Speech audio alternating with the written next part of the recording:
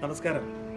എൻ്റെ കയ്യിലുള്ളത് ഒരു വെള്ള പേപ്പറാണ്, ഒരു വൈറ്റ് തൂവെള്ള പേപ്പറല്ല. വെള്ള എന്ന് പറഞ്ഞാൽ നമുക്കറിയാം, നമ്മളെപ്പോഴും സമാധാനത്തിൻ്റെയും സന്തോഷത്തിൻ്റെയും അതുപോലെ തന്നെ ഒരു എന്താ പറയുക, എപ്പോഴും ഒരു സമാധാനത്തിൻ്റെ വെള്ളരിപ്രാവുകൾ എന്നൊക്കെ പറയുന്ന പോലെ സമാധാനത്തിൻ്റെ പ്രതീകമായിട്ടാണ് നമ്മളെപ്പോഴും വെള്ളയെ കാണുന്നത്. അങ്ങനെയുള്ളൊരു വെള്ള പേപ്പറാണ് എൻ്റെ കയ്യിലുള്ളത് കേട്ടോ. ഈ വെള്ള പേപ്പറിൽ നിങ്ങൾക്ക് ശ്രദ്ധിക്കുക, അതിലൊരു എഴുത്തില്ല, വരയില്ല, കുറിയില്ല, ചുളുക്കില്ല, ഒന്നുമില്ല. നല്ല തൂവുള്ള പേപ്പർ, പ്ലെയിൻ പേപ്പറാണത്. ഇതാണ് എൻ്റെ കയ്യിലുള്ളത്. എനിക്ക് ഈ വെള്ള പേപ്പറിനോടൊരു ദേഷ്യം തോന്നി. ഇതിനൊന്ന് ഹേർട്ട് ചെയ്യാൻ തീരുമാനിച്ചു, ഒന്ന് വേദനിപ്പിക്കാൻ വിചാരിച്ചു. പെട്ടെന്നുള്ള ദേഷ്യത്തിലാണ് എനിക്ക് അങ്ങനെ തോന്നിയത് കേട്ടോ. അങ്ങനെ ഞാൻ ഈ വെള്ള പേപ്പറിനെ ഒന്ന് ഹേർട്ട് ചെയ്തു. ഇങ്ങനെ അതുപോലെ തന്നെ വീണ്ടും എനിക്ക് ദേഷ്യൻ്റെ കലി നിന്നില്ല. എനിക്ക് എൻ്റെ കാരണങ്ങൾ കൊണ്ടുണ്ടായ ഒരു മിസ്റ്റേക്ക് തന്നെയാണ്. പക്ഷേ എനിക്ക് ദേഷ്യം നിൽക്കാണ്ട് ഞാൻ വീണ്ടും ഒന്നും കൂടെ ഇങ്ങോട്ട് ചുളുക്കി, ഇതിനെ വീണ്ടും ഹേർട്ട് ചെയ്തു, ഒന്നുകൂടെ ഹേർട്ട് ചെയ്തു. നന്നായിട്ട് എൻ്റെ ദേഷ്യം മുഴുവൻ ഞാൻ ഇതിനെ തീർത്ത് ഇങ്ങനെ ചുളുക്കിയിട്ട് അങ്ങ് തീർത്ത് കളഞ്ഞു.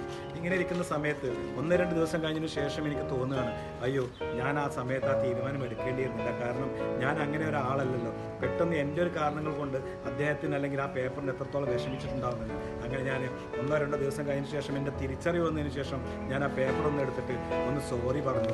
ഇതുപോലെ നിവർന്നില്ല, ഒന്നുകൂടെ സോറി പറഞ്ഞു എന്ന് പറഞ്ഞു, ഒന്നുകൂടെ സോറി പറഞ്ഞു എന്ന് പറഞ്ഞു, ഒന്നുകൂടെ റിഗ്രറ്റ് ചെയ്ത് എനിക്ക് മാപ്പ് പറയാൻ തോന്നി, ഞാൻ ചെയ്തു. വീണ്ടും സോറി പറഞ്ഞതാ. ഇതുപോലെ മാപ്പ് പറഞ്ഞ പേപ്പറിന് ഞാൻ ഇതുപോലെ നിവർത്തി വെച്ചപ്പോൾ നിങ്ങൾ കണ്ടോ, ഈ പേപ്പറിന് എത്ര നിവർത്തിയിട്ടതാ, ഈ ചുളിവ് ഇതിൽ നിന്നും നീറുന്നില്ല, ഇതിൽ നിന്ന് പോകുന്നില്ല എന്നതാണ്. കാരണം എന്താ വെച്ചാൽ ഞാൻ ഹേർട്ട് ചെയ്ത ആ ഒരു വേദന ഇതുപോലെ ഇങ്ങനെ കിടക്കുന്നുണ്ട് ഇതിൽ. അതുപോലെ തന്നെ നമ്മളെ ബന്ധങ്ങളൊക്കെ എന്ന് പറയുന്നത് കേട്ടോ, എപ്പോഴും ശ്രദ്ധിച്ചാൽ നമ്മൾ പെട്ടെന്നുണ്ടാകുന്ന ഒരു ദേഷ്യത്തിലോ ഒരു തീരുമാനത്തിൻ്റെ അടിസ്ഥാനത്തിലോ നമ്മൾ പെട്ടെന്ന് ഒരു ദേഷ്യത്തിലോ തീരുമാനമെടുത്ത് ആരെങ്കിലും ഹേർട്ട് ചെയ്തിട്ടുണ്ടെങ്കിൽ ആ ഹേർട്ട് ചെയ്ത സമയത്ത് ഉണ്ടായ ആ വേദന നമ്മൾ എത്ര സോറി പറഞ്ഞാലും എത്ര തന്നെ നമ്മൾ അവരോട് റിഗ്രറ്റ് ചെയ്തിട്ട് അപ്പോളജി ചെയ്ത് കഴിഞ്ഞാലും ഒരു കാരണവശാലും ആ ഒരു ചുളിവ് അവിടെ തന്നെ ഉണ്ടാവും. അതുകൊണ്ട് ദേഷ്യം വരുന്ന സമയത്ത്, നിങ്ങൾക്ക് പ്രയാസം ഉണ്ടാകുന്ന സമയത്ത് ഒരു കാരണവശാലും നിങ്ങൾ തീരുമാനം പെട്ടെന്ന് എടുക്കാതെ ഹേർട്ട് ചെയ്യാതിരിക്കുക മനുഷ്യരെ.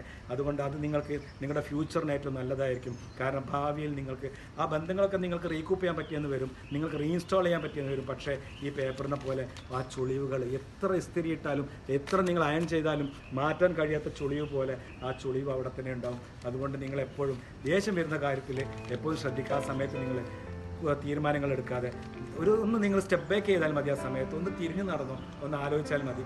ഒരു 10 മിനിറ്റ് കഴിഞ്ഞിട്ട് നിങ്ങൾ ഡിസിഷൻ എടുത്തു കഴിഞ്ഞാൽ തീർച്ചയായിട്ടും നിങ്ങൾക്ക് അതാണ് ഏറ്റവും ജീവിതത്തിൽ നല്ലതുണ്ടാവുക എന്ന് ഞാൻ ആഗ്രഹിക്കുന്നു. അങ്ങനെ ആവട്ടെ. എല്ലാവർക്കും നല്ലത് വരട്ടെ. നമസ്കാരം. സ്നേഹം മാത്രം. Thank you.